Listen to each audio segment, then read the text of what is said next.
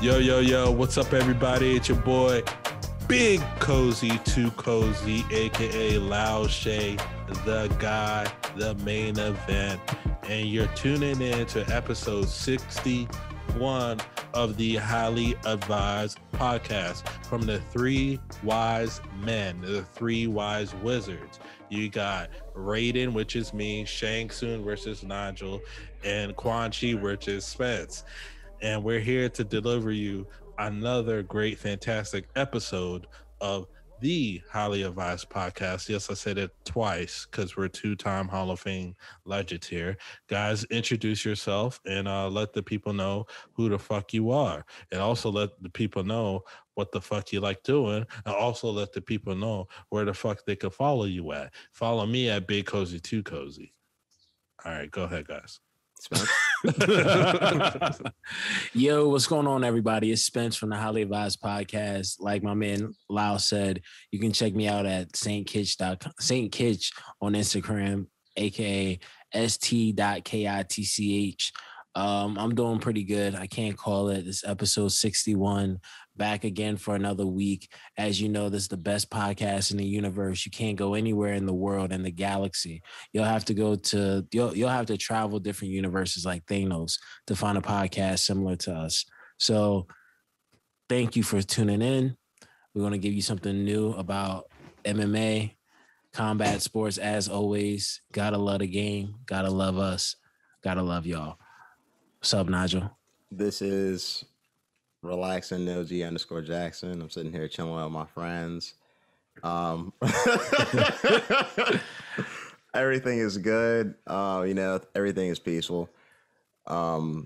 They can follow us at did you already say what they can follow us at as far as being online? I said me, but go ahead. Go ahead. Do your thing, man. Follow me at RelaxingLG_Jackson. You can follow us at the Highly Advised Podcast on YouTube. You can follow us at the Advised Highly on Twitter. You can follow us at the Highly Advised Podcast on Instagram. But you should follow us all individually as well, because we all do dope shit, post dope shit, have cool shit, know cool people, all that. Yeah. And plus, on top of it, like, you got the general consensus and the measuring stick of the culture of hip hop, of sports in general. We're very well educated in a lot of things that we speak about here. So you gotta love what you're tuning into. I can definitely say that much. Like, I forgot, apparently we just leave it alone. Leave it at that. Okay. Just leave it at that. All right, I'll leave this shit alone. Yeah, we don't wait. No. Happy Juneteenth to anybody listening. I know it's Thursday right now, so the weekend's already passed. But I do want to tell anybody listening, happy Juneteenth, and I hope you enjoyed your Juneteenth. I hope my friends enjoy the Juneteenth, and I'm very curious to know what you guys actually did to celebrate. So, happy Juneteenth. Shouts out to, the president for making it into a federal national holiday. And you can't make this shit up. There's people out there who are so upset they'd rather work. You can't make it up. That's another conversation for another time. My Juneteenth, I went out, I did a little bit of shopping, and I chilled with my family. Honestly, I didn't do a whole lot. I know there was some people were hosting barbecue events and all that, but it was cool because I actually got to see a family, like a mother and two daughters. They were walking into one of the stores I was in as I was walking out, and they all had like Juneteenth shirts or whatever like that. Mm. And I thought that was cool because I was like, yeah, I hope more people go out there and rock that stuff. Like, look at all the people that's doing this shit for the 4th of July. They always wear July 4th shirts or the American bald eagle and all that other shit. So it's cool to see all the Juneteenth stuff coming out and people actually doing functions and events for Juneteenth. So yeah, hopefully people continue the tradition. And unfortunately for those who hate on it and dislike it, like you know who? You got to deal with it. Now it's going to be there until the day that you die. So, and I want to say Happy Father's Day to all the real deal champion fathers out there, single or not single.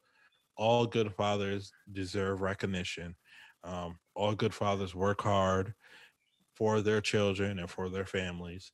So shouts out to all the good fathers. By the time this podcast does release, Father's Day has already been passed, but we want to recognize here at the Highly Advised podcast, hey, happy Father's Day. Congratulations to you, King.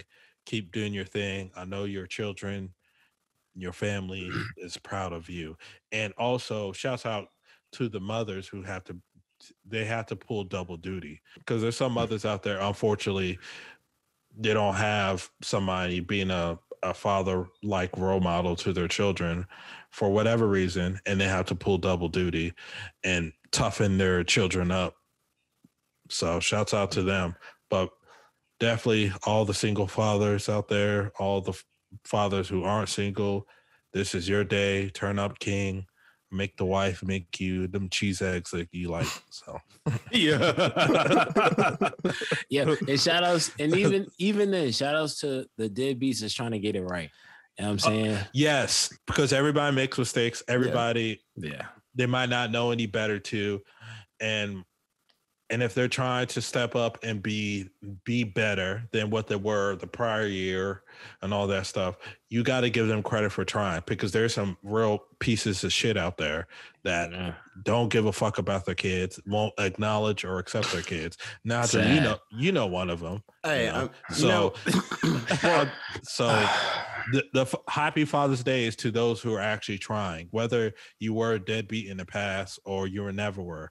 But the ones who are still deadbeats and they don't give a fuck about the kids and they're not accepting and acknowledging the kids, the day is not for you.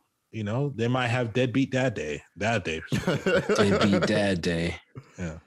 I think it's pretty dope that a lot of the dudes that I know that are fathers are actually, taking the time to actually be fathers to their kids. You know what I mean? Like, I think that's something that, especially in our community, like, is a good thing. You know what I mean? It's needed, So I think it's dope to see that type of thing going on. And I think, absolutely, it deserves all the praise. Absolutely, man. That is a fact. I know, with all that being said, I mean, then we just might as well get into the thick of things. Father's Day was on a Sunday, but Saturday, we definitely had a very entertaining week in sports, you can say, especially Saturday with the Korean Zombie versus Dan Ige. Dan Ige. 50K Ige. Yeah, 50K Ige, man. You gotta get that man some respect. Amen. Respect, whatever you want to call it. He said his name wrong. He said his name completely wrong. Like, hey, whatever. Anyways, it's like nah. Korean Zombie versus Danny Ige in the UFC fight night. So, did you guys get a chance to capture it? Because I had a chance to watch the fight. It was pretty good. Yeah. So, I was just going to say this real quick. To the listeners, this weekend, I didn't catch the fight.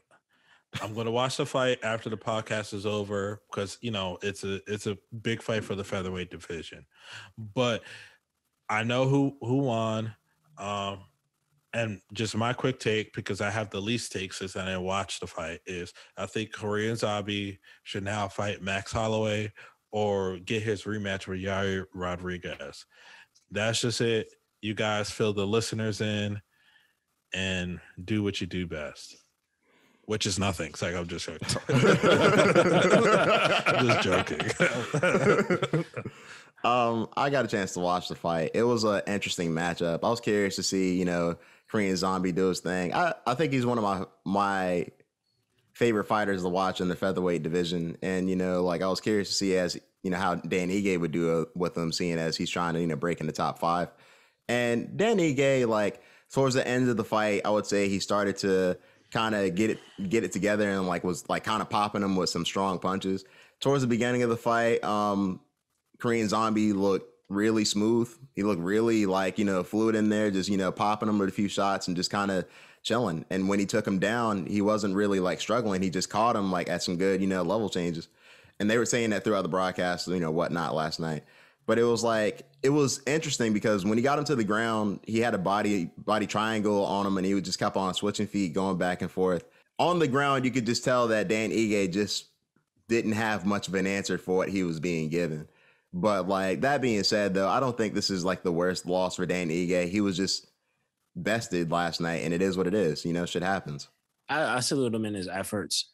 It didn't, to me, from what I watched of the fight, he was kind of being dominated throughout most of the fight by Korean Zombie. I'm not going to say he's some slouch, but at the end of the day, I think for a couple of years now, we've been speaking about, or been keeping our eyes on Korean Zombie in terms of like his trajectory, in terms of his career. He has had moments before in his career where we've seen performances like this or even more devastating.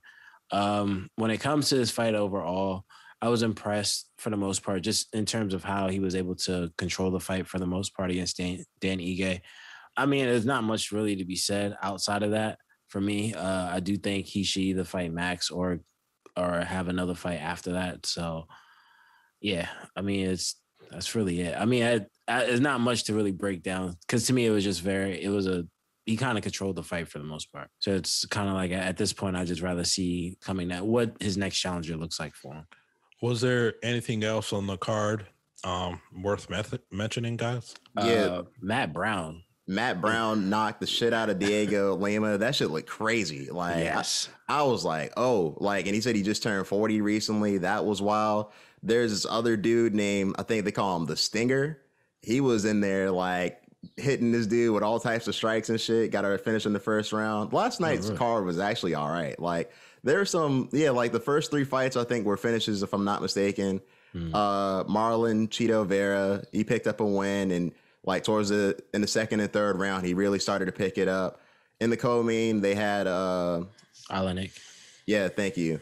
I think the guy he beat, and I honestly can't remember his name at the moment in time, but like I think the guy he beat, to me, he wasn't very impressive in his win, but he did get the win, so shouts out to him, I guess. But to me, I would need to see him fight more. So Olenek won or he lost? He lost. Okay. Oh, really? Yeah. I'm surprised because I actually fell asleep like as that fight was like coming close to an end. It looked like he was winning, didn't it? Yeah, because it even though, now granted, from what I watched of the fight, what I remember from watching of the fight, Olenek, he was still having a hard time. He was more of an aggressor in the fight. He was more of the aggressor in the fight, but at the same time, his takedowns weren't really working. And he was having a hard time with like his punches because he was throwing on his feet. He was really trying to throw a lot of haymakers.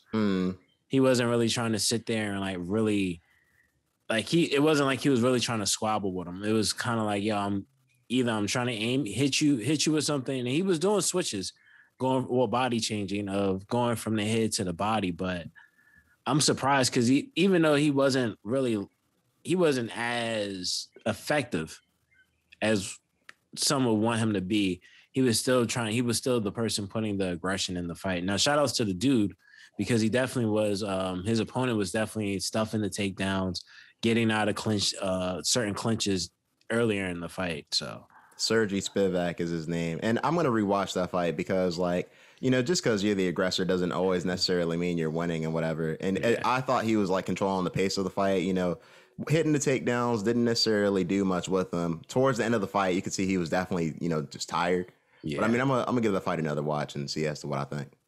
Yeah, I'll have to watch it again. I was surprised. I'm surprised that he lost. I honestly thought he would have won because he won the first round. So I'm guessing the second round, the second and third round, they're saying he lost. Huh?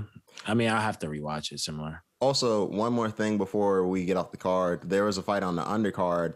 Virna Jandiroba, she had a fight where she pulled an arm bar on her opponent and was really stretching her arm. And like towards the second round, you could see that she just couldn't lift her arm up. Like apparently her arm was dislocated in the fight. Like she could not defend herself. She's in there with her right hand, but her arm was completely done. It was visible. Like you could see that she was not defending herself. Like Jamal Hill. Similar. So it was like flopping around. It wasn't flopping around, but it was like she held it like you could see she couldn't put her arm up like this. She didn't have full range of motion. Exactly. Gotcha. Jeez. Oh, I mean, hopefully she was. Is there any update in terms of like medically her condition? I don't know. Medical condition. I hope she's all right though. You know that it didn't look good. I have an update. You want to hear it? What's that? Julio Cesar Chavez Sr. He's going to disown his fucking son after losing to a 40-plus-year-old man from MMA who's never professionally boxed. Like, hold on. Well, I thought Anderson had some boxing matches. He only had one boxing. He had one boxing fight. He was 1-0 going into this.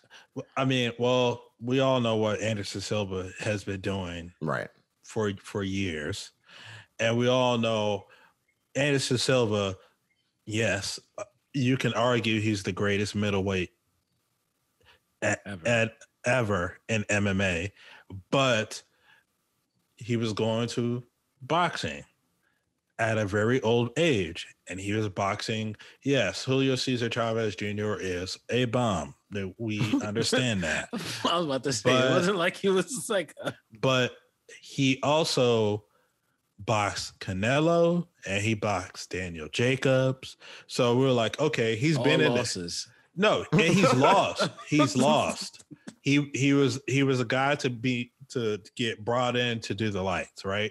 Towards those fighters. But it's like, look, he's been in there with some elite competition. So he should, like, yes, Anderson's known for his striking, but he should be able to like let Anderson know, like, hey man, I've been in here with the best boxers and you're old as fuck. But Anderson, he was like, look, man, you ain't shit to me. And he ended up beating him. And you notice how the boxer community is quiet. I caught the highlights of the fight, so I'm not able to give it a real breakdown like you and Spence could, but I noticed the community is quiet. The community is actually giving Anderson Silva love. They're like, fuck Julio Cesar Chavez Jr. If you heard the broadcast last night, they were like, wow, we were just surprised he went in there and put it on him like that. They were like, we might give him 2 rounds. And that's the way I was. They said they gave him 2. I might give him 2 because he was in there beating his ass. Yeah. Nah, that's a fact. Like Anderson Silva, the whole fight was just, he was on him. Like he was on him. He was on him. It was very reminiscent of like Anderson Silva that we would see in the ring, like when he fought Forrest Griffin, and it looked like he can keep his hands at his waist and not be hit. It was very interesting to see how, not just with those same skills, with that skill set, but at such an old age to be able to like control a fight. And it also shows you how to me, I feel like it kind of shows you like similar to Clarissa Shields. Like when you take someone that is the elite from their own sport and you put them in a space where they train, they do all the elite stuff, but they're just doing the elite stuff in that mindset in a different training, you can get a victory when you're not fighting someone that's at that same elite level. So it kind of goes to show you like, yo, there's a space for some of these fighters. I'm surprised someone that's like 46 is winning. Like only person that should be winning in boxing that's 46 years old and he can't do that anymore is Bernard Hopkins. Bernard Hopkins is probably like the only fighter that's boxing that was once a boxer that was in his late 40s winning fights until he got put through the ropes and fell like into the crowd. That shit was crazy. Yeah. Dangerous. Yeah, it was very sad. Oh my God. Yeah. That shit was wild, man. Yo, but crazy. I think what's going to happen now is the dream match, right? Anderson Silva versus Roy Jones Jr. Yep. And I think that fight I think that's going to be a fun fight to watch because now you're kind of like, well, Anderson he beat a boxer and he beat him handily. And then now it's Roy Jones versus Anderson. Now, I'm not saying that Anderson is going to beat Roy Jones or even vice versa. I'm I'm just saying that fight should be entertaining because now we're like, yo, Anderson can actually box. We already know Roy Jones, Hall of Famer. So that's gonna be interesting because back in the day when Anderson was in his prime, there was talks of Anderson crossing over to do a boxing match with Roy Jones. Right. So now that it's looking like this, it could be more of a reality. Why not? Fuck it. It's a fun fight. You know, this is not gonna do any more damage to boxing than what the damage has already been done with all the fucking fake foo-foo ass fights that's been happening. So why not? It's more credible than the upcoming circus fights coming up. So nah, man, I'm gonna just say this. Anderson Silva's gonna win. He's gonna beat Roy Jones Jr. I'm gonna just leave it at that. I think he's gonna beat Roy Jones Jr. because someone like Roy Jones, it's not a fight for me because Roy Jones Jr. is a fighter who I think he would have a difficult time with Chavez Jr. right now because Roy Jones Jr. has fought some bums. Now, granted, Roy Jones Jr. could box my head off any day of the week. He's a professional athlete, but he's actually had fights where he's gotten knocked out by guys that have probably less talent than Chavez. So I want to say something real quick about that too. Like listeners, like I think it's pretty obvious that we are not professionally trained fighters. You know what I mean? We give our opinions on these sports and like that is a thing. But it's you said something otherwise the other day. Yeah. Listeners, we give our opinions on here and we like to entertain y'all. We're here for y'all. And I'll put it like this. I'm rooting for Anderson Silva. He's the MMA guy. I'm always going to root for MMA when it comes to these MMA versus boxing guys.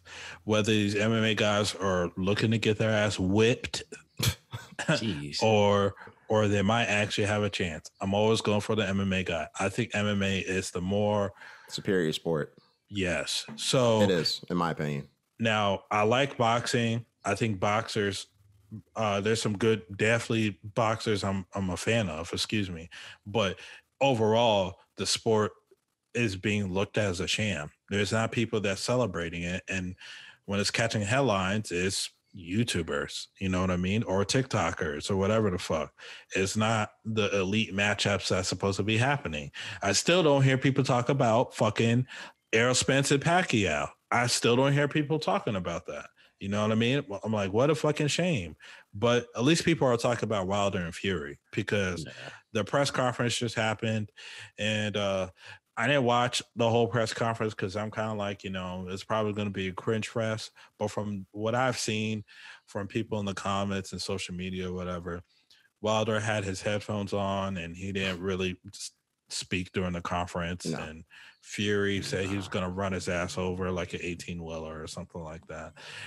I'm just ready for this trilogy to be over and done with. So this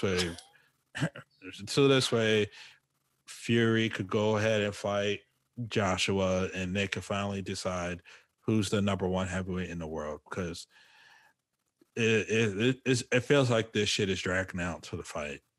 I'm with you. I can't wait for this trilogy to be over so we can get the real fight that we really want, which is Joshua versus Fury. But I will say this. Fury has stated that he's going to knock him out and he's going to knock out Wilder and he believes he'll knock him out in the earlier rounds. Is it likely? Yes. Do I think it's going to happen necessarily? I'm on the fence about it. Wilder did. Well, that's one thing I can say about Wilder. Wilder had his headphones on the whole time, said maybe a handful of words to the whole group, and then allowed his trainer to speak for him for the most part. I do agree with Fury because Fury definitely did say something about this in his reaction that it just shows that he's still afraid and that his mind is still a little, he said weak. I think his mind is still having a hard time grappling with losing that fight. So I think even though he's locked in, I don't think it's going to save him, to say the least. So it was entertaining, but I think at this point, it just makes you say like, okay, these guys aren't going to have any words. They had a 6-minute standoff.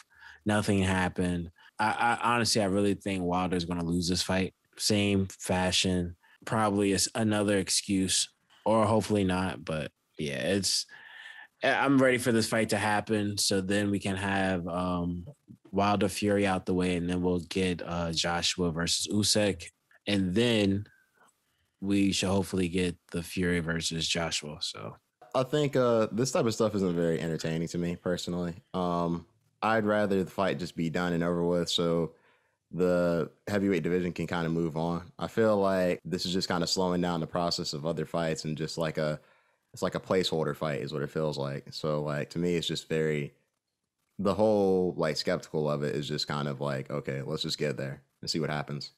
yeah, Man, boxing. This is boxing. yeah. I mean, but at least we get Gervonta Davis versus Barrios this weekend. So Tank by KO, probably by his signature uppercut KO. Oh, absolutely.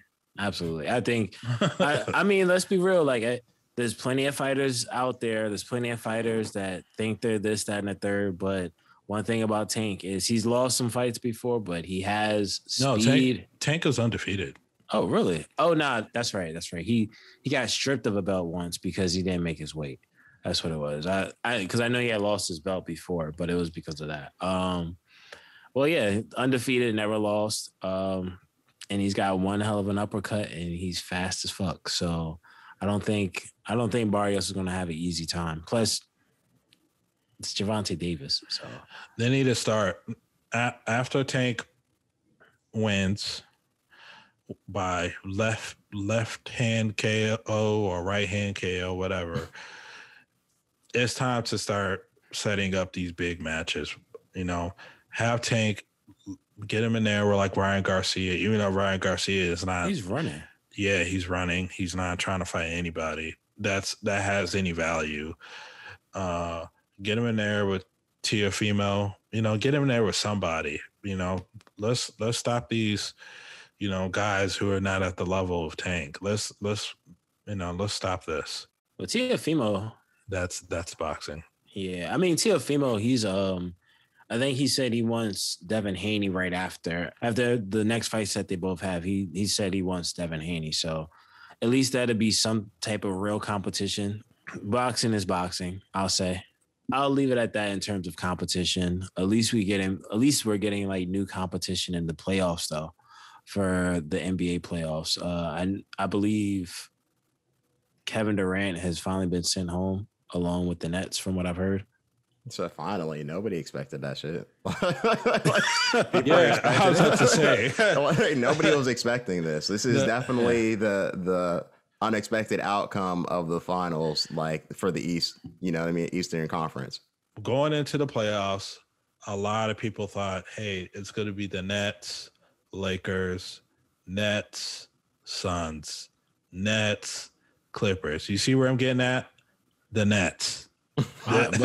But finally, but the Bucks, they were like, hey, we're not going outside like we did the past 2 years. We're going to actually play and not croak the fuck over. Kyrie gets injured, Harden gets injured, so now KD has to carry the series on his motherfucking back. KD is carrying the series on his back, right?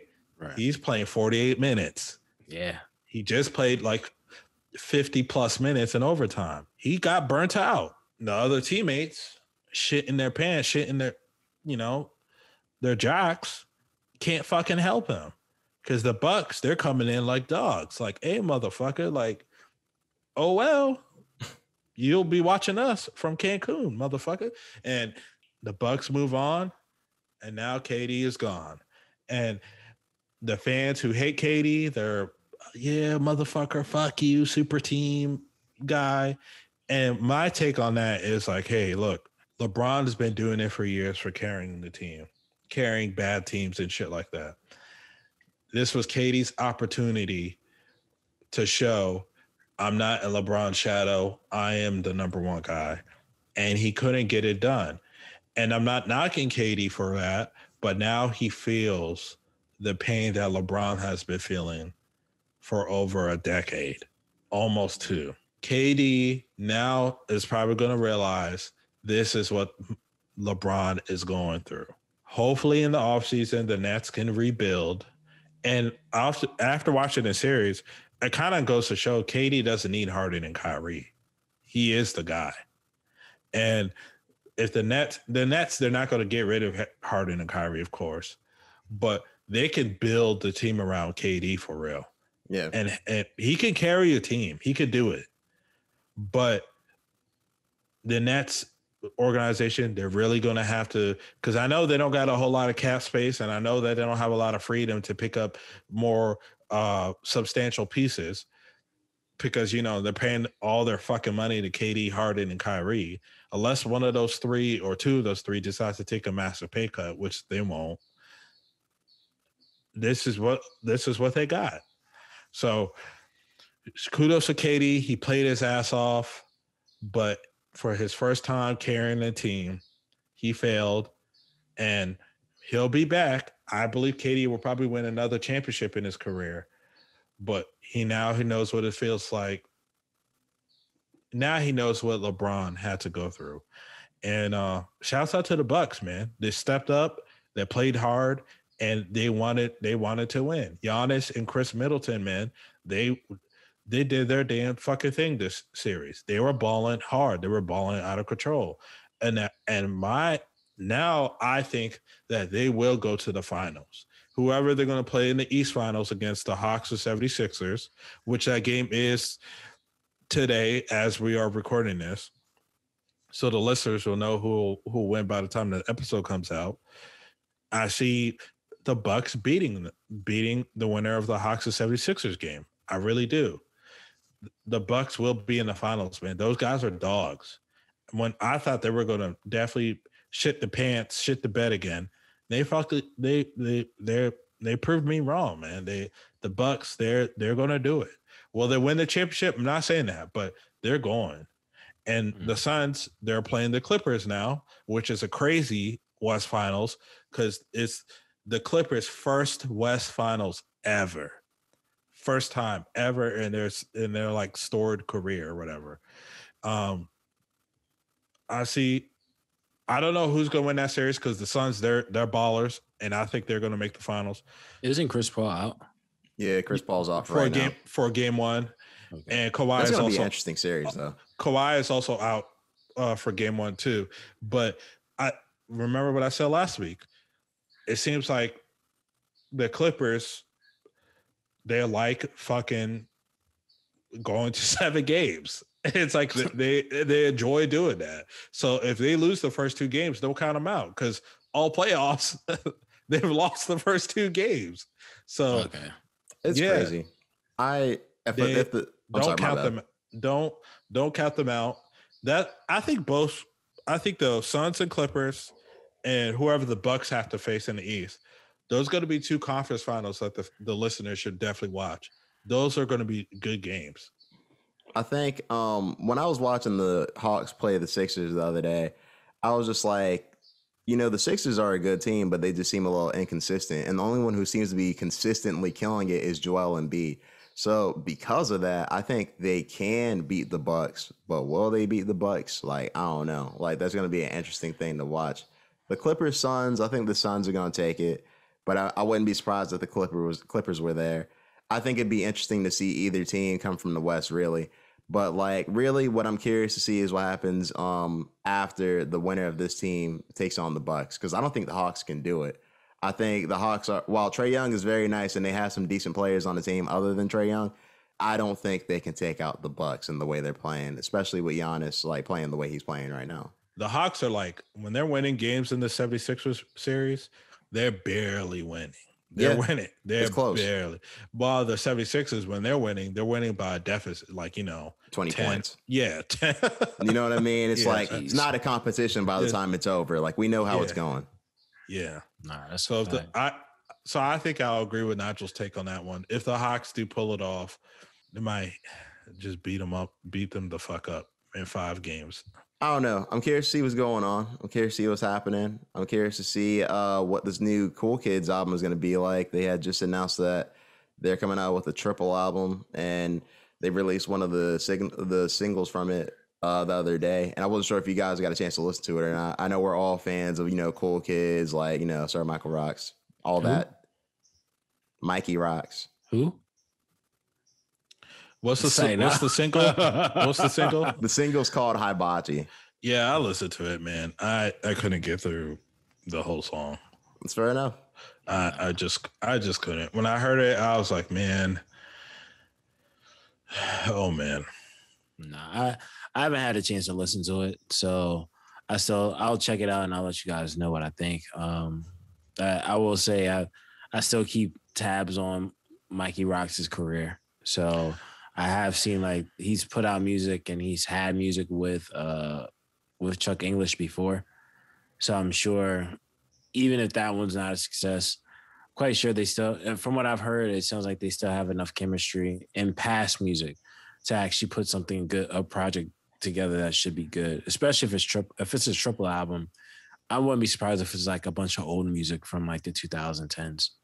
I don't know. I think it's interesting just to hear them still working together. I think that's pretty dope, honestly. And like, regardless if it's like their best project or not, I'll be here to listen to it. From what I know, it's going to be, their album together, then 2 solo albums. And I think that's the way they're actually going to release it. So it's going to be an interesting type of thing. That should be dope, though.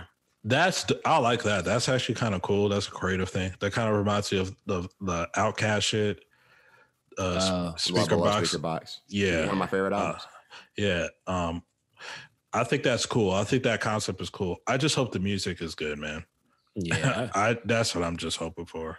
Yeah. I mean, it sounds like, I'll say this much. It sounds like Mikey Rocks, Sir Michael Rocks, he still delivers when it comes to music now. I know he had like his ups and downs with his career, but musically, from a musical standpoint, but I think from what I've heard recently, I think he should be in a good space. Quick question, actually. What's like your favorite Cool Kid song? I think it's something off of Gone Fishing. And I know me and Lyle had this argument a while ago, like where I think Gone Fishing is personally better than Tackle Box, but I know people seem to like Tackle Box. And that's old school, bro. That's old school. Holy shit. But you remember we had this argument a lot. I would have to listen to them both now, honestly, to have like a newer opinion. But like at the time, I just was like dead set. Gone Fishing is what made me like them for real. Nah, that's a hard joint too, for real.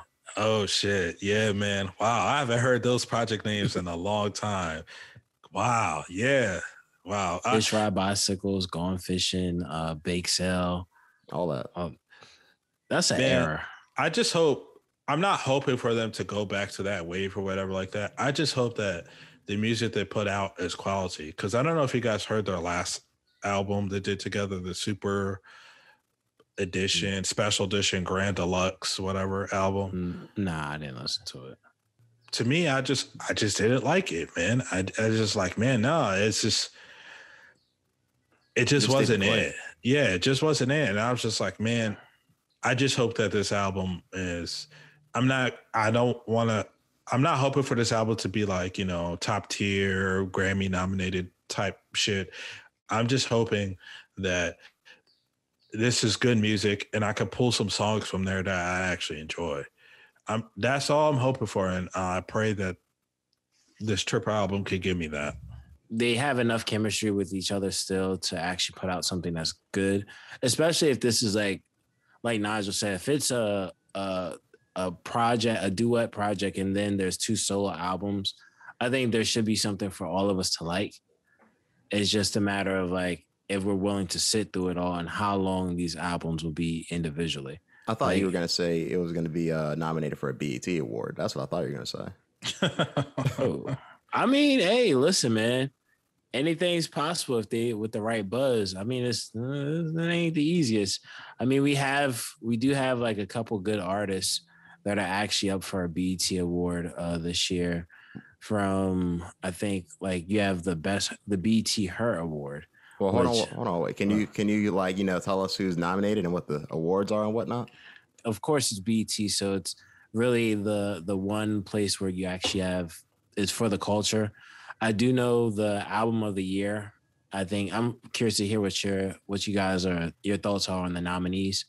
So the nominees for the album of the year is actually After Hours by The Weeknd, Blame It On Baby by The Baby, Good News, Meg Thee Stallion, Jasmine Sullivan, Hotels, never heard of it, King's Disease by Nas, and Ungodly Hour by Chloe and Haley.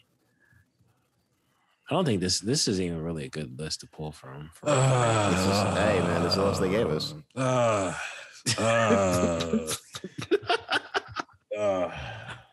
Geez, After Hours has been out for how long now? Oh, that's a good question. Hold on. Like, come on. That was for the Super Bowl this year, I think. Oh, yeah, but that album's been out for. That album's been out for man. The album is not a 2021 album. It's not a late 2020 album. It's been out. It's a March 2020. Exactly. Dang. Album should not be nominated. Weekend. Yeah. That's like 16 months. The Weekend. The After Hours is a great album. People love that album. There's plenty of hits from that album. That's not a 2021 album. It's like, come on. And we're not talking about BET Awards of January. We're talking about BET Awards. It's about to be July. Why? Like, come on. I hear you, man. I mean, this whole list doesn't make sense for real. I think it doesn't. But at the same time, like it's not like there was a lot of. You're primarily gonna have to base it off music from 2020, though. No, you don't. And I'm gonna tell you, but that's what they're doing. I mean, what? There's not enough music in 2021. No, there is. There is. But for the best album of the year, it's a new year, and people have been putting out music. That's why they have enough music for almost 7 months. Spence, they're not acknowledging and recognizing people who actually put music out. Not everything is revolved around The Weeknd, Da Baby, Lil Baby, Meg Thee Stallion. Not everything is revolved around those artists, man. There's plenty of artists. If Black entertainment television is all about Black entertainment, then they need to go ahead and highlight some of these artists who actually put music out this year, man. The album of the year category, their album of the year category, should look a lot different than what has been displayed. And the reason why I'm saying that is like, okay, let's say that you're like, the argument is, well, we can't pull all 2021 albums because there's just not enough, even though you could grab 7 to 8 nominations from 2021. But all right, for the sake of that argument, you could at least take albums that came out at the last 3 to 4 months of 2020. They're not even doing that. They're kind of like the March 2020. Yo, why is the After Hours being nominated? Like, that's an old album. That's not a brand new album. Yes, it's still going to be played. It's still going to be hits because you got The Weeknd. We already know The Weeknd is the guy, but his album's not new. Because if that's the case, we might as well start nominating albums that came out last year and the year before every fucking year. We might as well start doing that. That's what this is screaming to me, because these award shows, they all fucking suck. They all have their bad vices. And unfortunately, this when I look at this list, it looks like somebody is living under a fucking rock. They only listen to a particular type of fucking music, because like there's much more music that came out in the past 7 months than this. And I'm not talking about any artist that is not Black. I'm just talking about strictly Black artists. Like I feel like the BET Awards is not in tune. They're not in tune, bro. It's not. Like, this is crazy. And shouts out to the people who are being nominated that actually give a fuck about this. You know, kudos to you. Getting a BET Award, you know, is like kind of like the equivalent of, you know, you getting a participation trophy at the karate tournament down the street, because it's OD. It's not OD. It's not OD. It's a fucking it's come on, bro. Let's be real. The BET Awards back in the day was a lot more valuable and a lot more fun a lot more entertaining, and a lot more meaning to it. Now the shit is not it doesn't hold any value, bro. Look at the nominations. Remember last year, Best Group Award was given to the Migos, and the Migos didn't put out shit. They didn't put out a fucking thing. You had fucking Griselda, who was killing it last year. West Side Gut, people were talking about Pray for Paris and Burden of Proof, the Conway album. They were killing it. Multiple albums. But the Migos won it.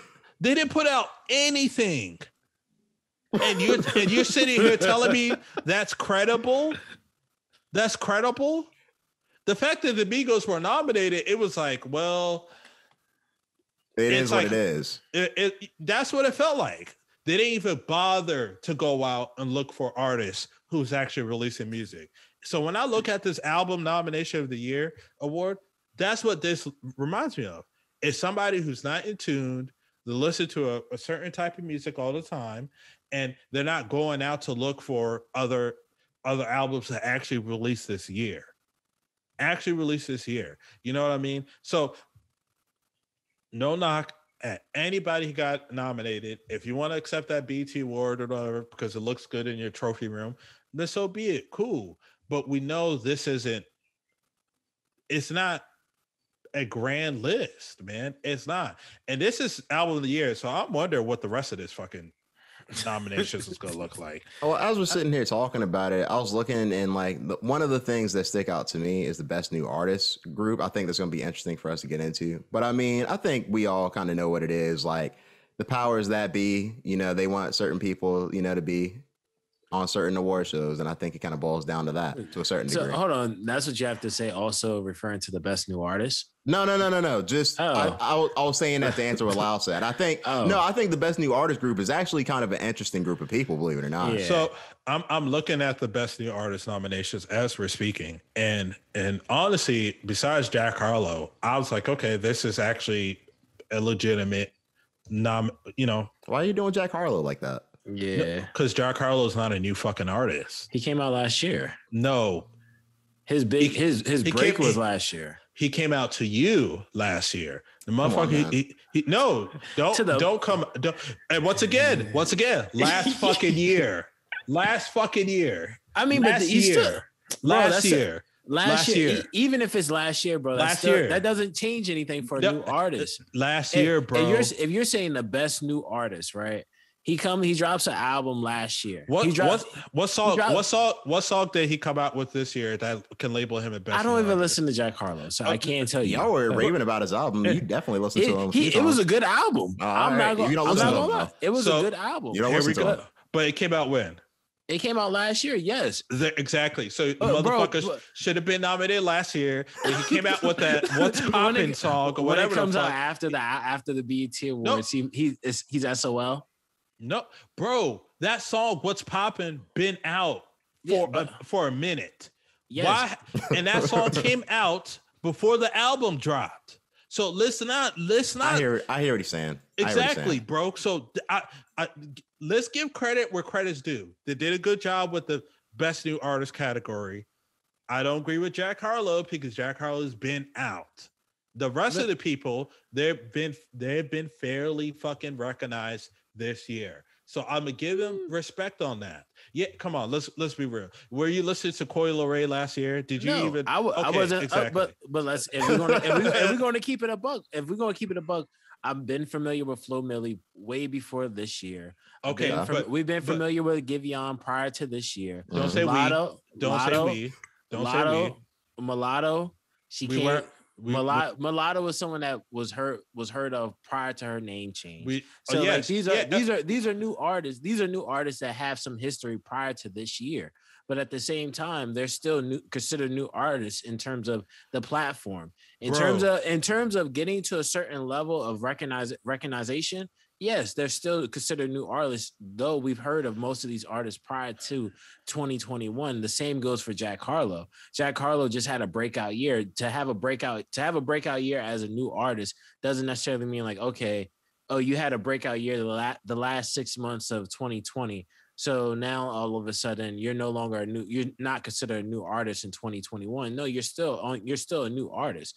Now we're talking like someone like, if it was like Benny the Butcher, if Benny the Butcher was on here, then it's like, okay, let's be honest. So if it was by that logic, by your logic that you just explained, right, Benny should be on her then. How? We've been listening to Benny the Butcher for like 4 years now, and he had a break. He broke through with Tana Talk 3, which came out 4 or 5 years ago. Did he really break through with Tana Talk 3? Yeah, to the mainstream audience. Did he really break through with that, or that's his breakthrough project? No, not. It's not a breakthrough project. So that wasn't his breakthrough project. That's considered his breakthrough project because that is the project that had people listening to him. Prior to that, not a lot of people heard of him prior to that project. No, his breakthrough project wasn't that. His breakthrough project was the Plugs I'm at one. That was his breakthrough project. That was the project where people started to. You could shake your head all you want to. That's a bad project, man. If you might not like the project, that was the project that broke him through. But what I'm trying to say is, you like Tana Talk 3. I like Tana Talk 3. I like Tana Talk 3. So what I'm saying is, we're a different crowd from the casual mainstream crowd. We're a crowd where we're going to listen to these artists and we know about them for a while. When you talk about best new artists, all these artists, technically speaking, didn't start releasing music this year. No, they were releasing music a while ago. We're talking about, like, the reason why they're categorized as best new artists is because they've been plastered as like, hey, this is the new upcoming guy across mainstream media. And the reason why I disagree with Jack Harlow, because you mentioned about Lotto, blah, blah, blah, even though she's been on TV since that fucking reality show. So by your logic, she should have been got Best New Artist nomination. A talk show has nothing to do with music. No, it wasn't a talk show. It was a show geared to rap music. So what I'm saying, I'm just saying. So what I'm saying though, Jack Harlow, not only he's been out for some time now, he had a big song prior to the fucking release of his album that came out last year. Then they put the remix on his album, making his big song even more old, and makes no sense. Now we're into the half of 2021, and now he's being recognized as best new artist. The motherfucker should have got that last year when he had fucking Lil Wayne, Tory Lanez, all the big people on the remix after his original song blew the fuck up. It was on the NBA. It was on all the commercials. He's our best new artist last year with that old ass fucking song. At least nominated. I hear you. Exactly. That's what I'm saying. All these other people like Coi Leray, Flo Milli, they're now getting that big recognition and that push right now. They're all being talked about right now. And when you're comparing those to the other people, nobody's talking about Jack Harlow like that. And I'm not saying Jack Harlow fell off. No, I'm not saying that. But his new artist wave and that buzz of him being a new artist is gone now. It's because he's a sophomore now. Or, hey, he's a junior now. He's no longer the rookie. That's what I'm saying. Like, I just disagree with that one. That's the one I just disagree with. But for the other nominations on the list, I actually agree with BT on that one. Wasn't he a XXL Freshman last year, Jack Harlow? Boom. There you go. Which I'm not sure. No, I think he was. If that's the case, you want me to give you a list from last year? Yeah. All right. So the full list from 2020 is this, right? Rod Wave, Mulatto, 5-Year Foreign, 24K Golden, Polo G, Cowboy, NLE Chopper, Lil Keed, Chica, Lil TJ, Baby Keem, and Jack Harlow. Okay, so if that's the case, Lotto and Jack Harlow should be taken off here. Okay, fuck it. By that standard, but let's move on to 2021. All right. So what other nominations do you guys want to talk about? So best collaborations, Toilet, best female R&B pop artist. They got Beyonce. She's nominated every year. It's like Yolanda Adams. Yeah. Jasmine. Y'all remember she was gospel artist every year for like 4 or 5 years straight. Yeah. Like it was crazy. They made it seem like there was no other gospel artists in existence. But Beyonce, her, Jasmine Sullivan, G. Diaco, Summer Walker, SZA. Do you see what I mean, Spence? I don't really see why SZA's up here. Do you see what I mean? I feel you. I accept certain things for like just the politics of it, but like I don't think Beyonce might have had a song out last year. Her dropped a project. Well, her actually dropped a project this week. I didn't have a chance to listen to it.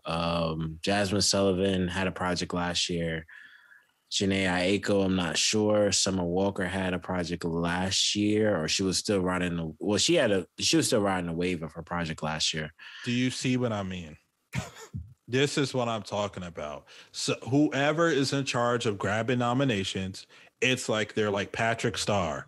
They're living under a fucking rock, and they just for all the music that has come out in 2021, different genres, rap, R&B, pop, blah blah blah. It's like they keep selecting a particular crowd. And I'm like, these are great artists they're selecting. These are good artists. These are artists that's all charted, blah, blah, blah. But these are artists who haven't released music this year. So what's your thoughts on, what should happen to like the artists in the last 6 months of the year then? Because if this award is coming out in the summertime, right, which BET has always done, right. So that means we're only accounting for the first 6 to 7 months of the year. The first 6 months of the year. Yep. What happens to the last 6 months of the year when you have other artists that some of these artists that are being nominated, a lot of their projects are coming out after at the second half of the year. What should happen to those artists? I mean, they're just not eligible to be nominated. I don't know what the fuck to say about that. This is how you make something credible, right? I'm gonna use like the Game Awards to do it, right? They do it, hey, if a game comes out from January to November or very early December, that's where the nomination is. If you're at the end of December, we can't nominate you because the timeline is off. And it's not the award show's fault because whatever studio or company decided to release at that time. They can there's a time frame for yearly nominations. If anything, instead of it being an annual award, it should just be the 6-month award. No, I mean, but basically, it's not the 6. It would be 6 months if we're going, because it would go from January to June.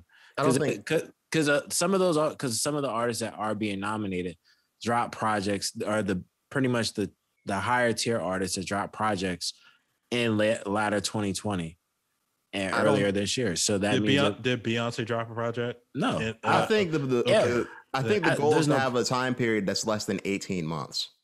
I think that's it. You know what I mean? Like if you haven't put out like notable music or not a project at all in the year of 2020, then you shouldn't be nominated for anything. But like, politics, we get it.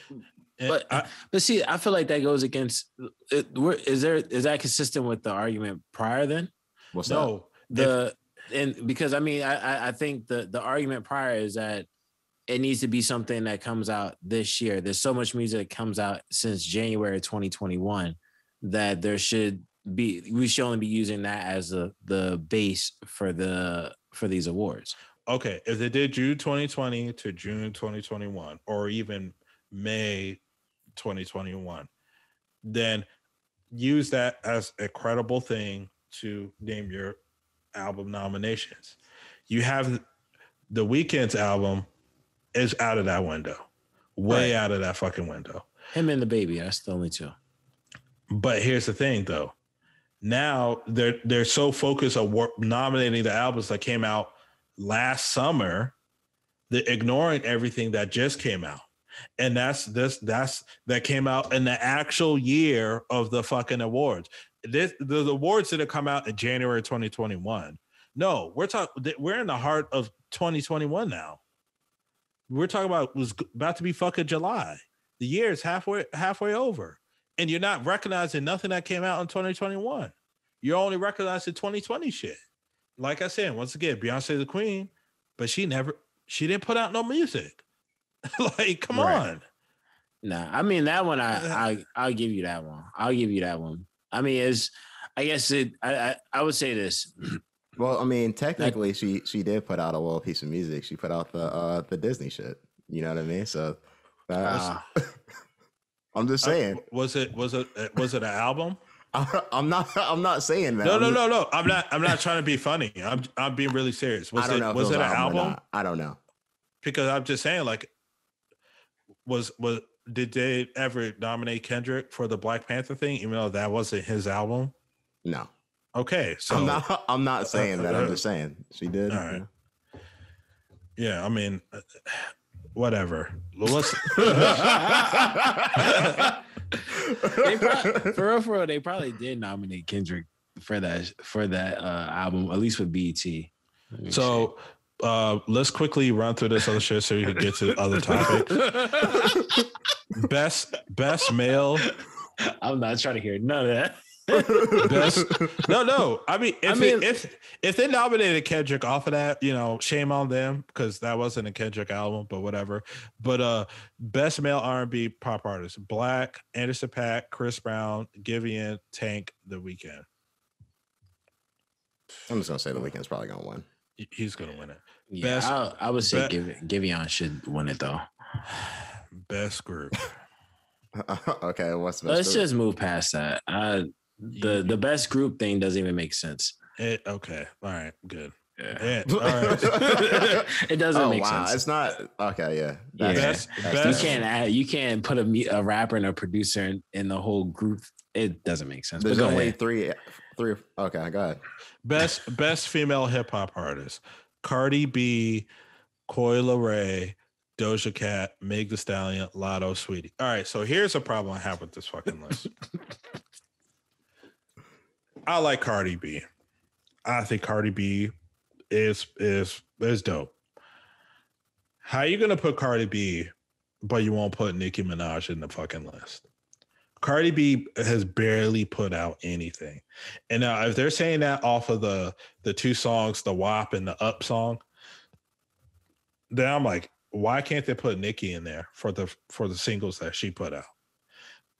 And I feel like this is the problem I have with this list. You know what I mean? With these listings, right? I understand Coi Leray. She's been putting out a lot of fucking music. I understand Doja Cat. She's been doing the same thing. Same thing with Megan. Same thing with Lotto. Even same thing with Sweetie, Nigel's favorite. So I feel like those other women, they should be recognized. Why is Cardi B up there for two songs? And I'm not saying, and I'm not trying to hate, like I said, I like Cardi B, and I understand both of the songs went number one, blah, blah, blah. But like, we're talking about women who has like bodies of fucking music. And if you have Cardi up there, why can't you put Nicki up there? You know what I mean? I don't know, man. I just don't understand the criteria. It's just weird, man. Well, I'll defend Cardi B on this one, and I'll say that WAP was, if not the biggest song last year, probably in like at least the top 3 or 5. You know what I mean? Like that song was very popular. Even if she didn't put out a full body of work, she had one of the most popular songs, period, last year. That can't be like understated. You know? You're right. You're right. And maybe I'm looking at it because I read other rigged and corrupted list. Unfortunately, I have to go with Nigel on this one because even then it would make the same sense for Coi Leray. Like she's only has one big song. She has one song that's a hit so far. All right, well, fair enough. You guys got me on that. All right, so male hip hop one, and after that, I'm done. We can move on. The Baby, Drake, J. Cole, Jack Harlow, Lil Baby, Pop Smoke. Why is Jack Harlow on there? He had a big song last year. Big song, big album. People like him. That's it. Hey, look, I'm not saying these. He's deeply rooted in his Juneteenth spirit. That's all. I don't necessarily think all these nominations are good either. I don't think a lot of them are, but this is what's given to us. Me personally, I guess if I had to choose any of those people, we can move on. man. Like I just you're not even gonna give it a choice. I just don't see the point. Like to me, it's like what's the point, man? Like I think Lil Baby should win. He put out his album last year, right?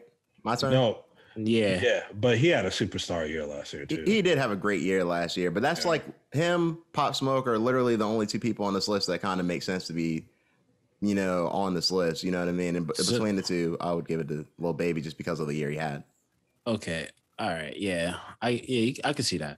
I can see that because to me, maybe it's thinking of like, who are you gonna choose, the Baby? Fuck now. I was gonna say I'm thinking J. Cole, but that's because of this project that he just had out. Yeah, just dropped a couple months ago. I know I'm not fucking crazy, but he's there. But he's there though. But he's there. He's there. He's there. You can't complain because he's there. You just tried to defend. You just tried to fucking defend. But you're that why it was okay for them to be nominated. It is okay. Then a motherfucker who dropped the album this year, who is nominated as he should have been, you're like, well, I'm going with him because he dropped his album this. Like, what the fuck? Because like I said, it's not because he dropped the album this year. It's because in recent memory of all those projects, I think his project is better. That's the end. So you have somebody who had a superstar year in 2020 battling somebody who just put out a great album that has only been out for a couple months. I think that's the discrepancy. You know what I mean? Like, there's a problem with that. But who's the real? He's going against another superstar, though. Let's be honest. J. Cole and Lil Baby aren't on the same level, man. They're not on the same level, but we also know J. Cole is a superstar, though. You said two superstars going against each other, and by what you just said, that's not the case. Lil Baby's at superstar year, superstar, same difference. Right, so anyway, so XXL, XXL. Let's move on. XXL Freshman for the year 2020 motherfucking one. Yeah, what do you guys think? Because if you thought Lau was hot already, just wait until we read off this list. I'm actually not hot. You want to know why? Why is that? Because my expectations is it's been in the toilet bowl for this fucking list for years. And this year, when I looked at the list, I was like, I'm not surprised. I'm like, all the new poppin' artists, like, who else they're going to choose? They're going to choose these people. You know what I mean? And I'm not surprised. I'm not upset because it's a toilet trash can list, and it has been for almost a decade now. And whatever. So I'm not mad at this list. You guys could rant and debate and fight each other to the death for this one. This list, hey man, I'm swatting flies with it, and it's going in the recycle bin because I need to recycle for the month. So here's how I feel about this list, right? I'm not overly mad at this list. Like, for the state of rap as to where it is right now, these people and the credentials as to how they put these people on the list, I think a lot of these people make sense. You know what I mean? Like, I'm not mad at it. I think that there's other artists that should be getting a little bit of shine, but by what their credentials are and by what's going on in rap, this list isn't that bad. In comparison to prior years where you had like shady artists on the list, at least some of these artists, they have like projects that are having some type of buzz. At least they might have some type of buzz. You know what I mean? Like, in comparison to years where it's like, hey, I've never heard a song, or they're more known for other things other than music or some shit like that. You know what I mean? So it is what it is. I see as far as this year goes. Yeah. I mean, I think this is one of the more favorable lists from XXL. Even like looking through the list, I think I think I know the majority of the artists on this list, and I think they all deserve the right to be here, to say the least. I mean, 42 Doug, Flo Milli, Pooh Shiesty, Murray, Coy Leroy, 2C, and I've heard of the other artists, I just never listened to them. DDG, Ruby Rose, Ian Dior, never heard of them. Blast, I heard Blast is pretty good, and Lakia, I never heard of her either, but I'm not mad at the list. She from QC. Oh, really? Yeah, the Lakia girl, she's from QC. P's been he's been pushing her too. Oh, so. I think we were talking about her one day. Now I think about it. Yeah. Oh, that's dope then. Like, I mean, I'm only my anticipation is only so much. I think to me the doper part of this really is behind some of the artists that I'm familiar with, like 42 Doug. His thing is what he's backed by Lil Baby and Yo Gotti, Pooh Shiesty, Gucci Man, Coi Leroy. I mean, I'm not sure who really backs her, but she's also Benzino's daughter. So it's one of those things and so forth for some of these other artists. So I think that's more of the cool part of this whole list to me. But I think one of my biggest gripes with the XXL Freshman list has been for a bit is that like there's been really dope artists that just seem to like get snubbed. And this year, like I can say that off the top of my head, I can't think of anybody on this list who I'm just like, absolutely not. You know what I mean? So like, it's one of those things where I'm glad that this is a better list than prior years, like you said. At the same time, I don't think, like for me, what this is, I don't care. Like, because like you look at all these artists that's on this list, I'm not listening to the majority of these artists on this list. And the artists from the list I do listen to, it's probably like a song here or a song there. You know what I mean? And it's like, that's the problem with these fucking lists, man. I think people are so used to of these trash can lists that they've been dropping every year where you're kind of like, you start to become numb to it. Cause you're kind of like, man, oh man, who cares? We already know it's not going to be, it is what it is. So like, yeah, they got the freshmen right. But to me, it's like too little too late, motherfuckers. You guys had 5-6 years to get this fucking shit right. And when you finally get it right, people still don't look at your list as incredible. Let's be real. You getting a XXL freshman doesn't mean your career is going to skyrocket. It doesn't. I feel like for every list that comes out, there might be 2, maybe 3 people who might be still relevant in some shape or form today from being on XXL.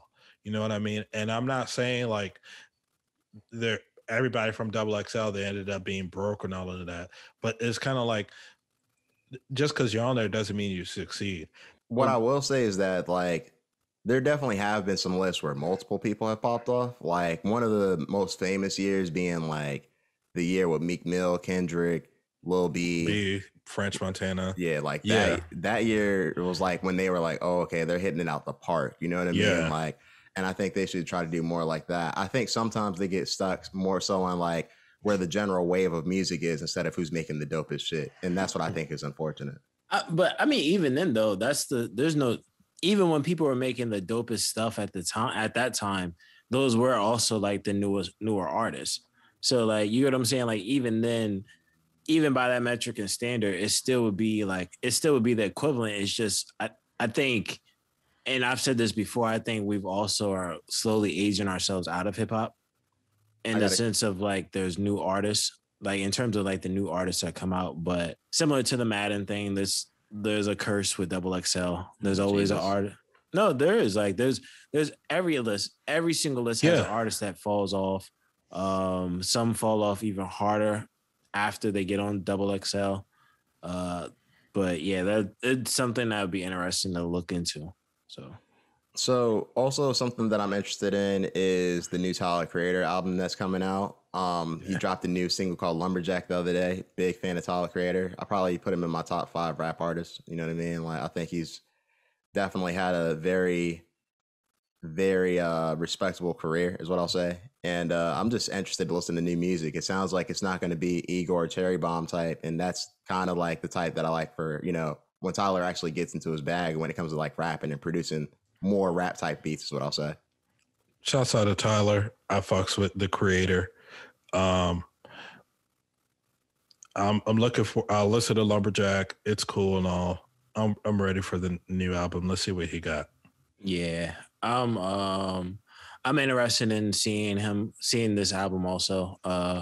Always been a fan of Tyler the Creator for the most part. So I definitely was a big fan of his last battle. Not last battle, but his last album. So yeah, like that's, as far as I'm concerned, that's like probably one of my bigger I'm waiting for, I'll say that, to say the least. I do know Gucci Mane dropped the album also. Yeah. Ice Daddy, which was actually a good project. Yeah, which I was surprised. Yeah, shouts out to the WAP, and I think he went number 1 on Apple Music over the weekend with the project, which is crazy. I don't know if that was intention. I thought like this was another cash grab album. Shouts out to Gucci, shouts out to the WAP, and yeah. Yo, what's going on? So to the listeners, we got a special guest. Good friend of mine, Keef. You actually the conversation we're going to get into, we haven't gotten into yet. But before we get to that, there's actually, since you're here, you might as well join us in this conversation. Soulja Boy versus Bow Wow versus is coming up. When this drops, it should be releasing. I'm curious to get everybody's thoughts on that. At least who they think will win and why. I think Bow Wow got it, man.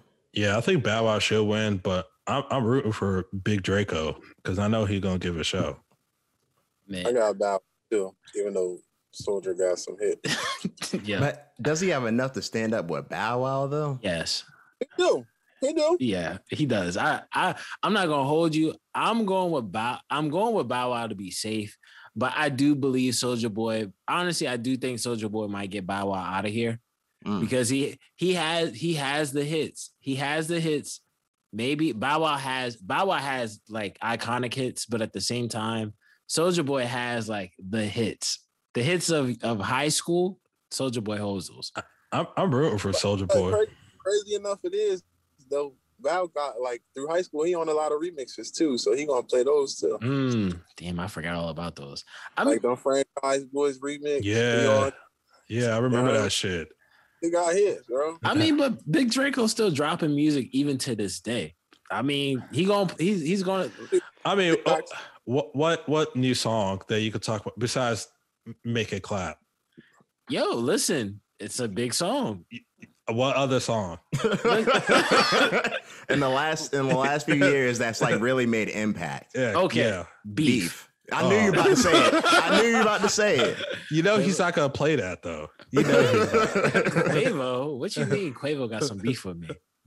Oh, he can play that though. He can get that one on. If anytime Gucci Mane can get off his diss track to Jeezy, I think Soulja Boy can get this diss track off to Quavo also.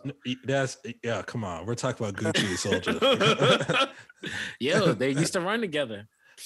Both got bodies. More like Soulja Boy used to follow him. Oh man. So I guess it's unanimous that we're all going with Soulja Boy. Well, not Soulja Boy. We're going with Bow Wow, but it does look like Soulja Boy could have a chance. We'll get some W's for sure. Nah. We'll win some rounds. Yeah, I'm just curious to see how many rounds he'll get if we're doing 20 versus 20. But I'm curious to see how people do like the nostalgic hit versus their current hit. Yeah. That always like confuses me. I mean, my question is, will Bow Wow dig more into like his younger bag or like go more into like the teenage years when he was still putting out hits? You know what I mean? So like, I don't know. I don't think that Soulja Boy has enough hard hitting hits to kind of hang with some of Bow Wow's hits. You know what I mean? Like that are well known songs. Like he got to play Lil Bow Wow. Yeah, he will have to go into his little kid bag if he wants to.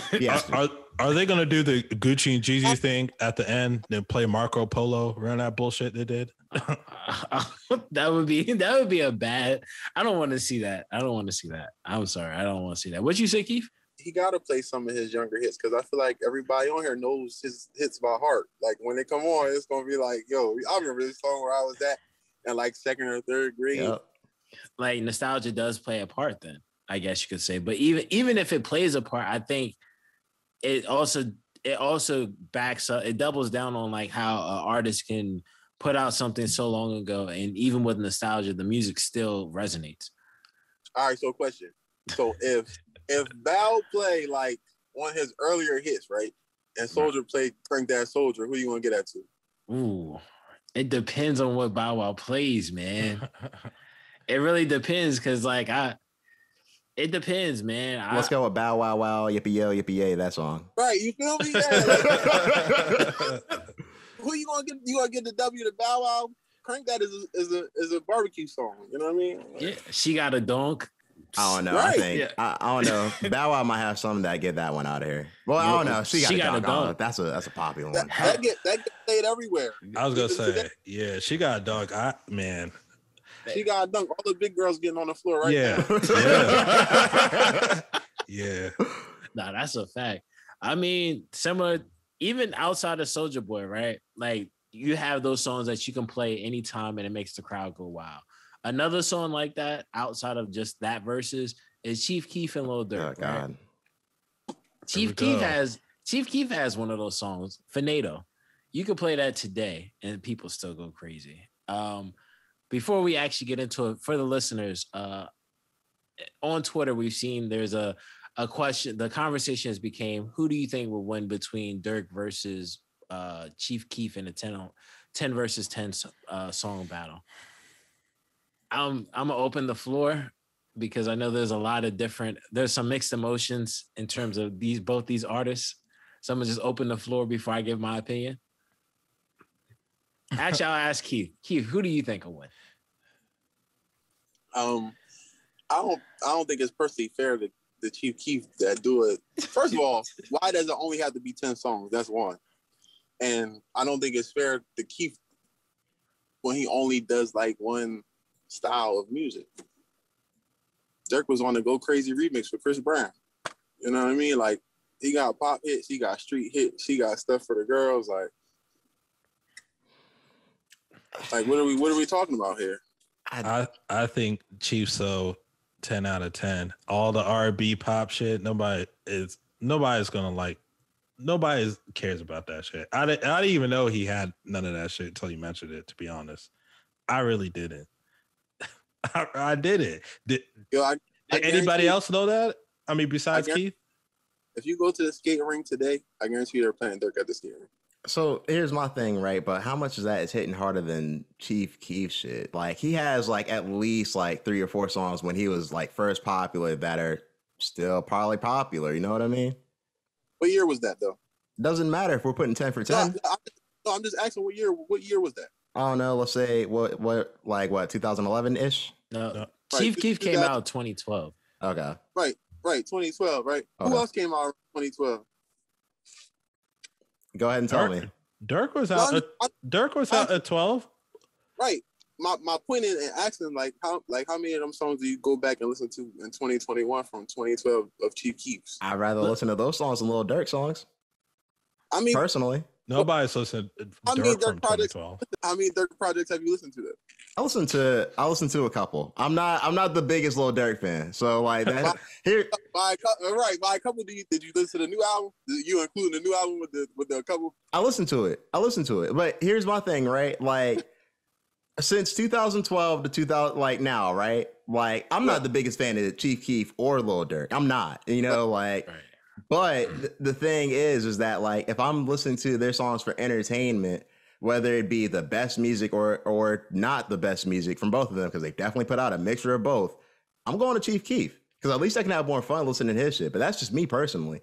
Lil Durk's pop shit doesn't really appeal to me. Like, and not only that, if we're talking about most of his pop hits, I think that he's the B side of those pop hits. You know what I mean? We can give him Laugh Not Cry Later, where he had like a popular part, and even still, like, people like that song for Drake.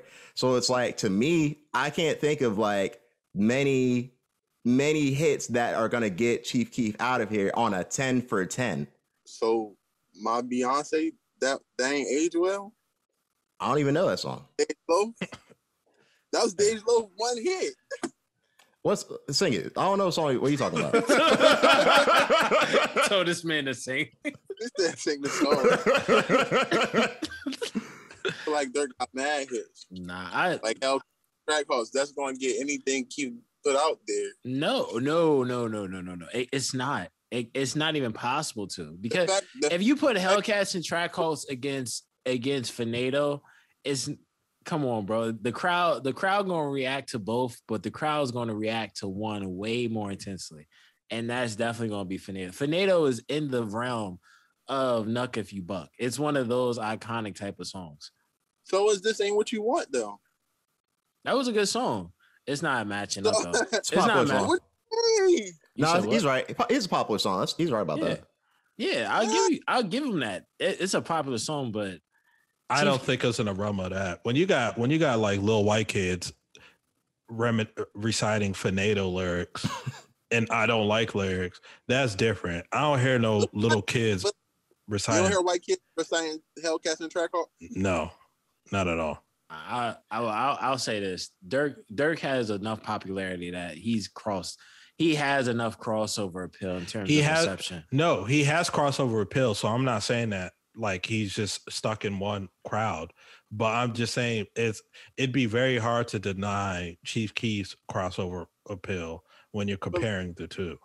I feel like the 10 songs that's only beneficial for Keef. Like that doesn't do that because he's not as proven as Keef is. Chief Keef is the forefather of drill music. His bag not as long enough. That's why. And that's why he won't win. That's it. Ooh, Keef, Keef won't win because his bag not. Yeah.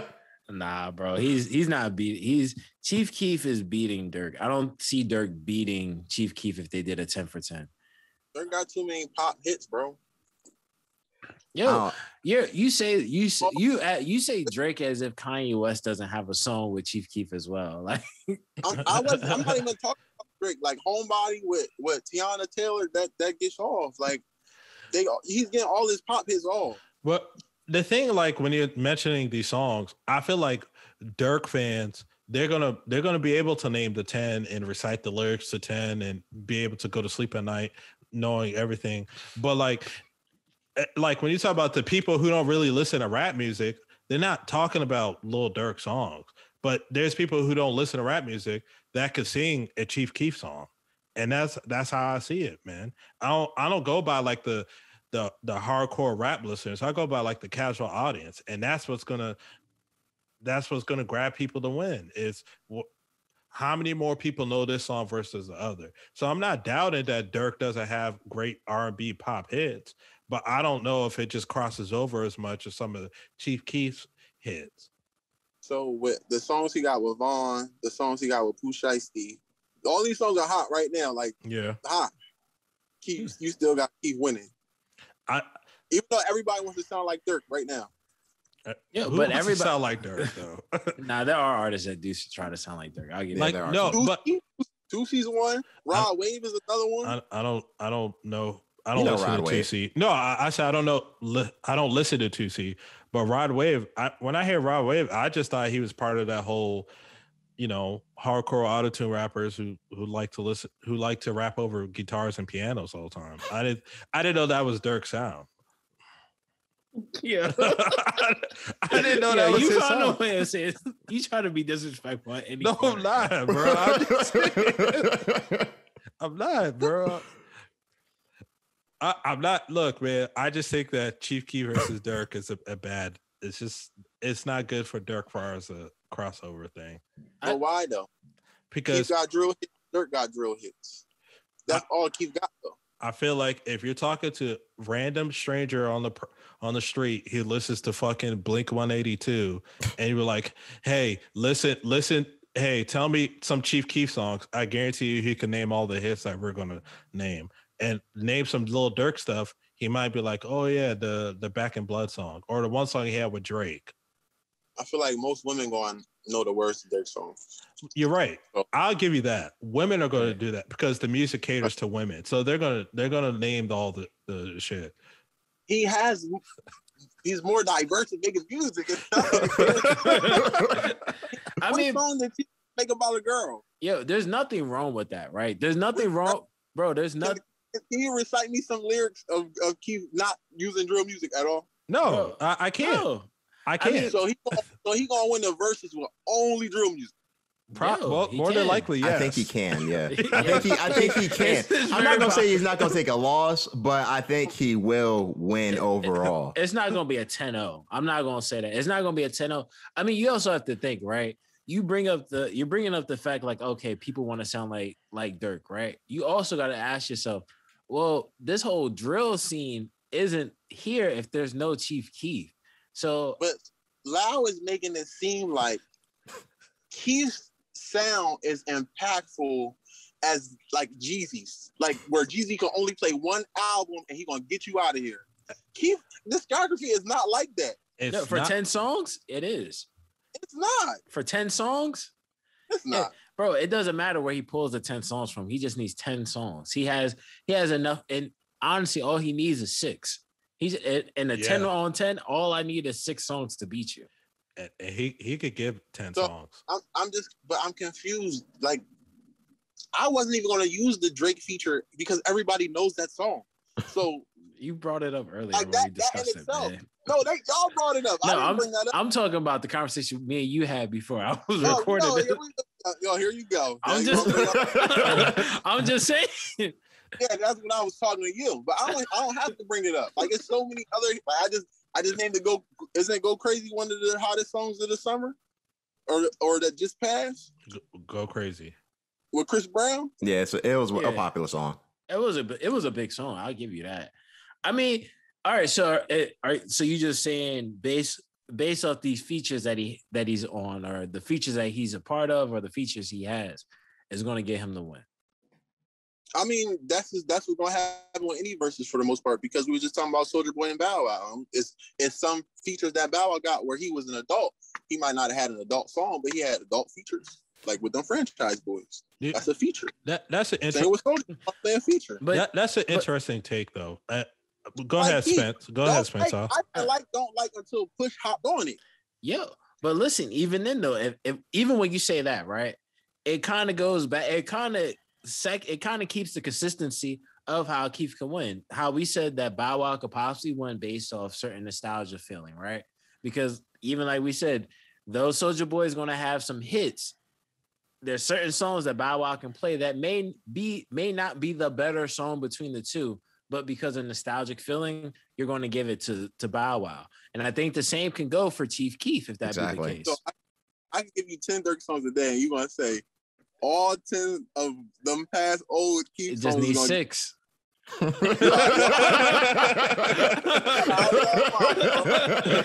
I just need 6. You probably gonna have Kobe. You gonna being sober. Yeah, you gonna get like 4 off, bro. Maybe. Hate being sober, love. What do you mean? Love Sosa. Hate being sober. He got mad shit, but like that's like me earlier with the movies. That's like if Durk played No Auto with Uzi. Like, I'm confused. I'm so confused. He got too many hits. Yeah, and listen, when he plays No Auto, he might win that round. He, depending on what he goes up against, he could win that round. All he needs is, listen, you need 6. You got to have 6 songs that can, without question, when this song comes on next to Chief Keef, I'm going to pick it. As a Durk fan, you're OTF. You got the tattoo and everything. So it's a different story. But yep, I listened to Keef too. But only one of them lasted a time. You know what I mean? Keef didn't last that long. One is a forefather, bro. Like, what do you mean? Not at the same time. Yo, if there's no Chief Keef, you don't have Durk being as big as he is. That's true. That is not true. If there's no you have Durk being as big as he is. But you remember back in the day when Chief Durk Keef first opened Chicago up, bro. Right, but they do music in Atlanta though. Yeah, but how are you getting to Atlanta if you can't even get your music outside of Chicago? Chief Keef opened up the gate for Chicago. But that's the music that you said wasn't even good though. Yeah, it doesn't matter if it opens up. If it opens up the gate, what do you mean, bro? But if you can't. At the end of the day, it doesn't matter about quality. If we're talking about you're the person that led the race when it comes to a genre, at the end of the day, you're the forefather of it. Even if we came out at the same time. We could come out at the same time, but if I am bigger than you and I take the genre and I put the genre at a level that is never seen before, which opens doors for you, I'm the forefather. I'm your big homie. He opened the doors for Durk. Yes. Who? I think he did. Nobody was talking about Chicago rappers prior to Chief Keef. I don't like. No. Prior to Kanye. Kanye and Common. Well, I'm talking. No. Let's be real. Let's be real. Let's be real. No. Let's be real when I'm saying this. Let's be real when I'm saying this. No, hold on. You gonna let me finish? You gonna let me finish my statement? No, because come on, bro. You gotta let me finish my statement. You gotta let me. If you let me finish my statement, you'll understand why I'm saying what I'm saying. In terms of the next era of rap music, yes, hands down, I'm a Lupe fan. I'm a huge Kanye fan. Two of my favorite artists of all time. So I'm not gonna say a cap like that. But when it's all said and done, Kanye West opened the door for drill music by doing the song with Chief Keef. Chief Keef got on and he skyrocketed at the same time during that same time of the year or whatever, or maybe a year or two prior. That's when Kanye had the Midas touch. He had put out the tweet about Earl Sweatshirt and Tyler the Creator. Next thing you know, they jump and do numbers. They do even bigger numbers than what they were already doing. At the end of the day, it's not saying that there was no artists that were in Chicago. What I'm talking about for the drill scene of music, if there is no Chief Keef, that whole floodgate of drill rappers and that wave that came through Chicago, there wouldn't be none. There wouldn't be an academics without a Chief Keef. So why you ain't say Kanye opened the doors up for drill music? He opened the doors up he opened up the doors for someone like Chief Keef. He opened up the doors like Kanye crazy on this, you know what I mean, on the new album. He does. So, he got Kanye crazy, but it doesn't mean anything. But what does that mean? What does it mean because you have a song named after an artist that put on the guy that gave you what you got? No respect, like you said. Yeah, you got to show it, and you got to respect Kanye. You got to respect Kanye, like you got to respect Keef. Kanye put the scene on. He put the drill music. He put Durk and Keef came out at the same time. Come on, they was part of the same group. Come on, yo. You got it. They did. They had an issue with. Didn't you say they had beef with each other initially? They did after the fact. That's because Durk was in jail, and Durk felt like he ain't help him out when he was in jail. Hey, man, that's not my problem. Like, I mean, I'm just being honest. At the end of the day, there's no question. When Durk was out, when he first came out, it was shortly at his notoriety came out shortly after Keef, right? Cool, but even then, he had a song, and then he kind of dwindled off. Was messing with French Montana. He was signed to French Montana at one point, X, Y, and Z. But even during that time, Chief Keef was still he had the one hit album out, and he was still riding the coattails off that album for at least a year or two. And then he was still putting out other projects, Back from the Dead 2 and all these other projects, some not as great as others. I will give you that. Because can you name me some songs off of that? Listen, I gave you a project name. I never heard that before. We could name some really bad songs. Yeah, I don't love no thotties. Yeah, for sure. Yeah, there's bad. Like Keith started making bad music. I have no problem admitting that. But if we're talking 10 for 10, I need 6 songs to win a 10 for 10. And it doesn't matter what I'm pulling from. They just need to be 10 songs that I think could win. And I think Keith I think he got 6 songs. You can't sit here and tell me, don't get me wrong, Durk has music. He's more relevant at the time, moment being, but he's not. No. I give him 6. I think Chief Keef will get 6. Easily. So Keith beating the songs off the Baby and Durk album too? He probably can beat someone else. Oh my God. Oh, hey man, you be surprised. You'd be surprised at what some of the consensus says about the Durk Baby album. Oh Jesus! All right, he's trying to bring up stuff in the prior episodes. All right. So before we get out of here, right? All right. Let's just get a head count. Soulja Boy versus Bow Wow. We all got Bow Wow winning that, correct? Correct. Yeah. Yes. Chief Keef, Durk. Let's do a head count. Nigel? Chief. I'm on my own. Chief Keef. Yeah. Lau? I got Chief Keef as well. Spence, Chief Keef. Keith? Durk. Hey, that's all it is. 3-1, man. Sound like the playoffs. It's all good. Yeah, it's all good, man. I mean, hey, if he keep working, he might. There's a possibility. But it was good having a OTF member on here. Wow. We about to close this joint out, man. I ain't even gonna hold you. All right, I'll get at y'all. Appreciate y'all. See you later, man. Yeah, thanks for coming on. Yeah. Thanks for coming on, man. You want to give them your social media before you get off here? Your Instagram or nah? I don't even know about heart like that to be giving it out. Hey, that's all it is then, man. Thanks for coming on the show, yo. All right, I'll get at you. All right, take it easy, man. But yeah, it was nice having that was a nice conversation. Healthy conversation. Cool. Healthy conversation for real. Hey, listeners, we might have more call-ins like that. You know what I mean? So yeah, matter of fact, exactly. Be prepared. Matter of fact, if you want to call in, if you're listening to this and you want to call in to give your opinion on something, because I know sometimes people have opinions they give via comment. Please, I ask of you, drop your number. I want the guy who to call in, the one that said "Shut the F up." Nate Diaz for the win, mother effers. I want him to call in. I want to see what he looks like. That was Nate Diaz. That was Nate Diaz calling, man. That was even better. I want him to call in. Why would Nate Diaz, turn that down? Why not? We're just some real people talking about the sport. You know what I mean? Exactly. Come on, man. Exactly. We always keeping people up on the know of what's happening in the space of MMA and music and pop culture. So no other place, like I've said before, can you come in the universe. You'll have to travel a couple galaxies just to hear something like this. So we invite you. We're not even extending an olive branch. Nate Diaz, please come to the show and give us your comments or your opinions. So, and anybody else listening. Do we have anything else for the listeners? Listeners, episode 70. I timed it out, guys. It is episode 70. Episode 70. The plan for us is to do a live show. We're gonna do a live show from the West Coast and from a different view. And what's funny? What's so Nothing. funny? Oh, okay. Nothing. But yeah. So get tuned for episode 70. But that's episodes later, listeners. Just be prepared for that.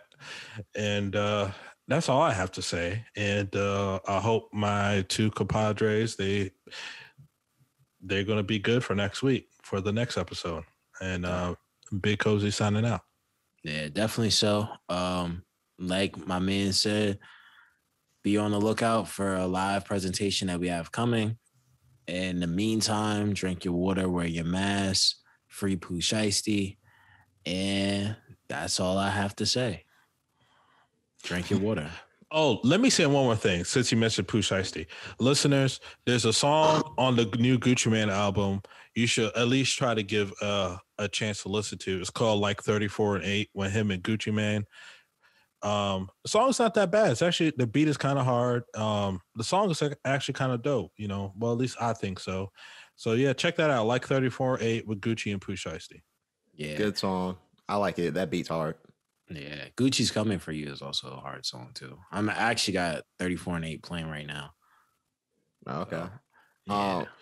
Let me know what you think about the random piano that plays in the beat. I got you. Listeners, you can follow us at Highly Advised Podcast on YouTube. Well, I guess let me say what I guess my final words for the week. Thank you for listening to us. Thank you for following. I saw that we had some new followers, new listeners and whatnot. Definitely subscribe to us. If you've been watching our content, subscribe to us, like our shit.